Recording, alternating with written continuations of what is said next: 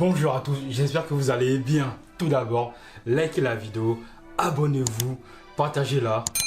La semaine dernière, je vous ai parlé de croyances et de l'importance qu'elles avaient dans notre vie. Nos croyances peuvent nous limiter ou au contraire, nous aider à réaliser nos rêves. D'ailleurs, vous retrouverez la première vidéo sur les croyances en cliquant sur le lien qui s'affiche en haut. Cliquez très fort. Dans cette nouvelle vidéo sur les croyances, nous allons parler des croyances limitantes, celles qui nous bloquent, celles qui génèrent en nous un sentiment de blocage, de stress, de limitation, de peur. Bref, vous avez compris. Comme nous l'avons vu dans la première vidéo, les croyances sont au départ des pensées. Et à force de répéter ces pensées limitantes dans notre tête, nous commençons à s'identifier à ces pensées. Et nous commençons à y croire de plus en plus. Elles deviennent nos pensées dominantes et au fil des mois et des années, nous commencerons à agir en fonction de ces pensées. Pour nous, elles deviennent notre réalité alors que ce sont au départ juste de simples pensées et non des choses réelles, des faits réels. Voici quelques croyances limitantes qui sont assez répandues.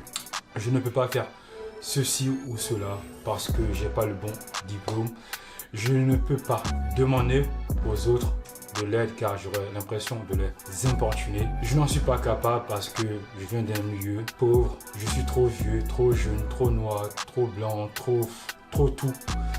Je ne suis pas assez intelligent pour faire ça parce que je ne viens pas de la bonne école où je ne réussirai jamais. Bref, vous avez compris. Cette liste peut être très longue et très infime. Et pour beaucoup de gens, le concept de croyance limitante est une notion abstraite, assez floue. Elles se disent comment mes pensées peuvent me limiter, comment mes pensées peuvent avoir un impact négatif sur ce que j'entreprends. Mais c'est n'importe quoi en fait.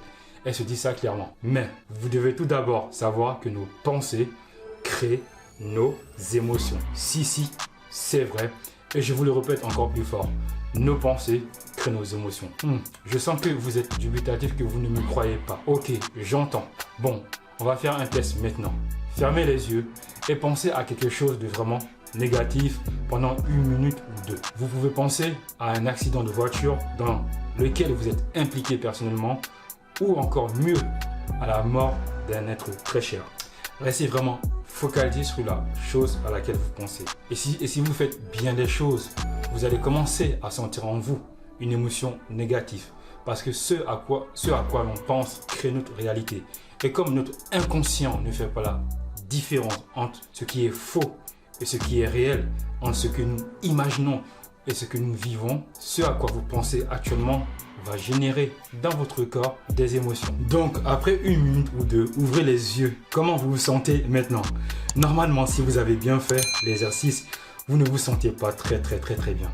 Émotionnellement, votre niveau d'énergie est bas. Et votre corps vous envoie également des signaux pour vous indiquer qu'il ne se sent pas très bien. Et n'hésitez pas à me dire en commentaire comment vous vous sentez après cet exercice. Avec ce simple exercice, vous avez pu constater que nos pensées créent nos émotions, c'est réel, qui elles vont ensuite s'imprégner dans notre corps et qui par la suite nous poussera à passer à l'action ou non. L'effet de ce que nous croyons vrai ou faux est tellement puissant que certaines personnes sont persuadées d'être grosses alors qu'elles sont très minces. C'est cela la puissance des croyances. Car ce à quoi l'on croit définit notre réalité. Et l'histoire nous démontre également que ce à quoi l'on croit définit notre réalité pour le bien ou pour le pire. Par exemple, durant la période médiévale en Europe, entre le 15e et le 17e siècle, un étrange trouble s'était répandu à travers l'Europe. Beaucoup de gens pensaient alors qu'ils étaient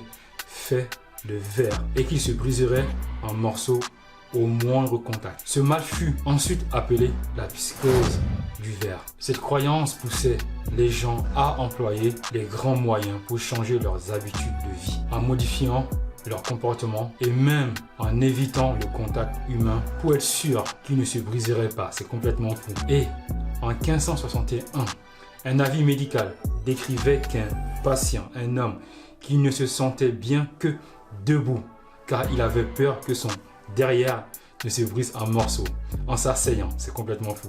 Cet homme, écoutez bien, avait attaché un petit coussinet à son derrière et le gardait même lorsqu'il était debout. C'est complètement taré le mec.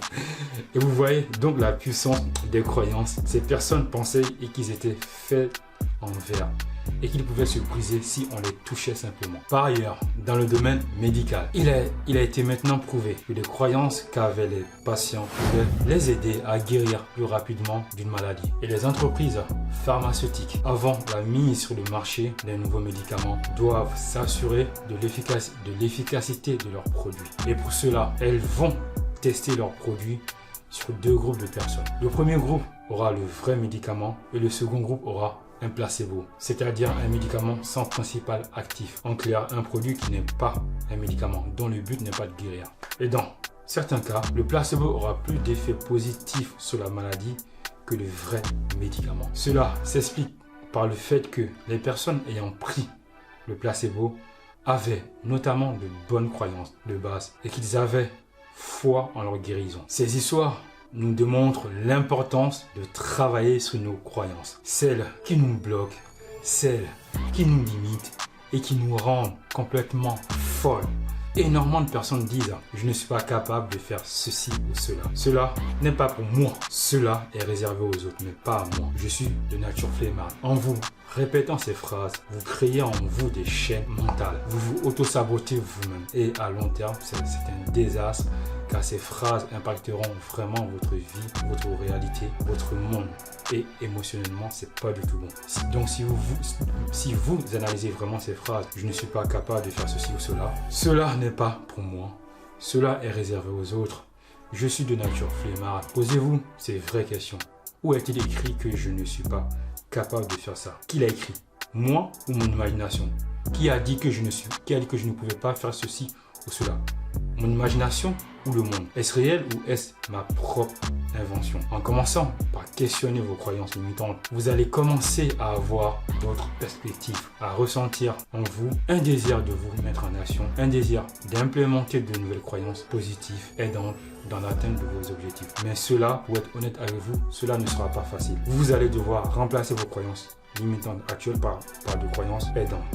Vous allez devoir changer vos habitudes et c'est là que le dur travail commence parce que changer ces habitudes, créer de nouveaux souvenirs est extrêmement compliqué. Mais si vous souhaitez vous libérer des croyances qui vous bloquent, vous n'aurez vraiment pas le choix que de faire le travail qui doit être fait. Parce que vos croyances limitantes sont souvent des croyances qui vous empêchent d'être heureux, des croyances qui vous empêchent d'entreprendre votre vie, d'oser faire les choses dont vous avez toujours rêvé. Parce que dans votre tête, vous racontez une histoire qui est complètement fausse, mais parce que à force de répétition, et comme notre inconscient ne fait pas la différence entre ce qui est faux et ce qui est réel, vous commencez à y croire, à vous identifier à ce que vous racontez vous-même. Donc faites très attention à l'histoire que vous racontez. Donc dites-moi en commentaire si vous avez des croyances limitantes et dites-moi également comment faites-vous pour travailler sur vos croyances limitantes et quelles sont vos croyances limitantes.